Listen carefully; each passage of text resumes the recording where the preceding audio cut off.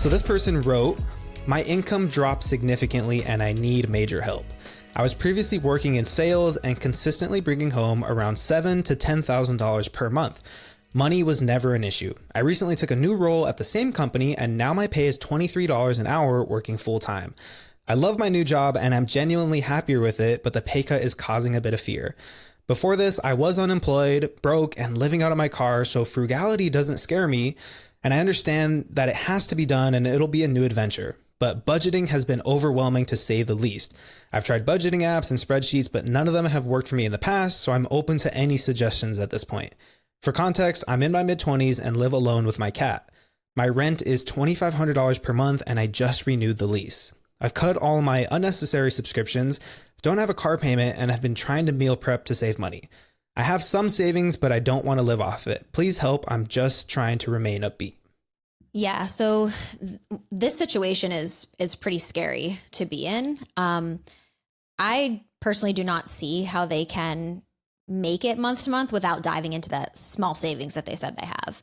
I think it's great that they're working on cutting out unnecessary spending and subscriptions and all of that, but that is not the problem. The problem is the $2,500 in rent. Yeah. And the fact that your income has been more than cut in half, right?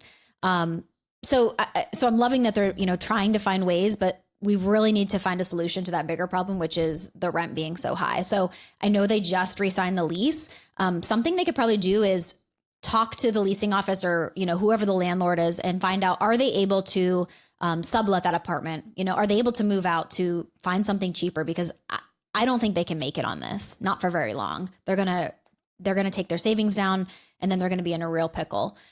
Or potentially get a roommate for the year, Now I don't know what happened with the job. I don't know, they said that they're happier with the lower paying job, but I don't know if that's, a long-term play.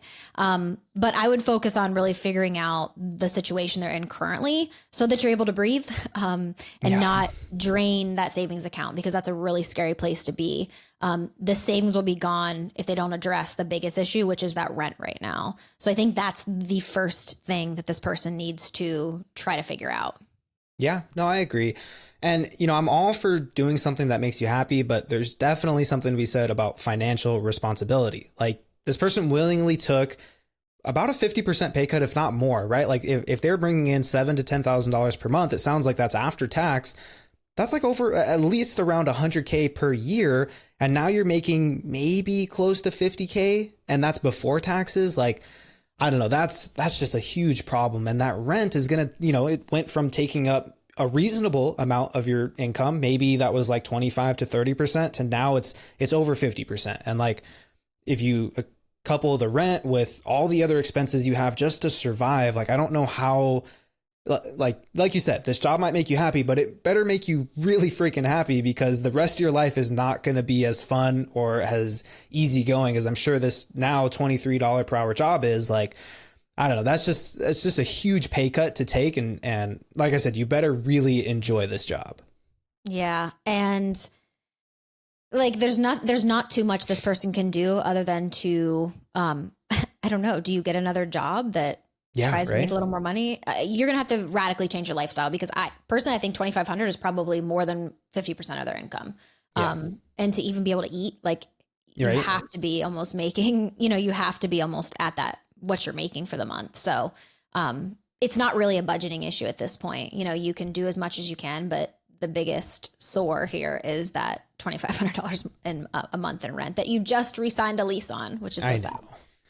Yeah. Like, I hate to say it, because like I feel like for 99% of people, budgeting is the solution. Like, you're probably overspending in just like discretionary spending that you could probably cut out. But this is that 1% where budgeting is not going to save you, and you probably have to go and break the lease. And like you said, I feel like if you go and talk to your landlord or whoever it is, like, if you explain the situation, that person is probably better off just letting you out of the lease, or maybe there's like a penalty if you get out. Maybe it's like 1 month's worth of rent that you have to pay that you don't get back. But like, that is so much more worth it than trying to make this work when it's just, the numbers just don't line up. But like, this person also mentioned that they just feel overwhelmed when it comes to budgeting. And if you're making decent money and you can cover all your expenses, it's like, okay, that's at least valid. But at this point, where you're at today, saying that you are overwhelmed with budgeting is just not a valid excuse anymore. Like, it doesn't matter if you're overwhelmed or not. You have to know where every single dollar of your income is going, because now more than ever, every dollar is going to count. And even just a few dollars here and there slipping through the cracks is going to be the difference between getting evicted and living on the street again, or living a really, really tight lifestyle with a really tight budget. So I don't know. I think this was probably not the right move. Probably could have planned this out better. Probably could have said, hey, I don't like my job, so let me work extra hard, earn as much money as I can, build up a huge savings, so that way I can put myself in a position where I can actually afford to take a 50, 60% pay decrease, and I can actually enjoy my life. So not the move I would have made, even if I didn't like the job, you know? Yeah, this person's really just in survival mode at this point, which I feel bad about. So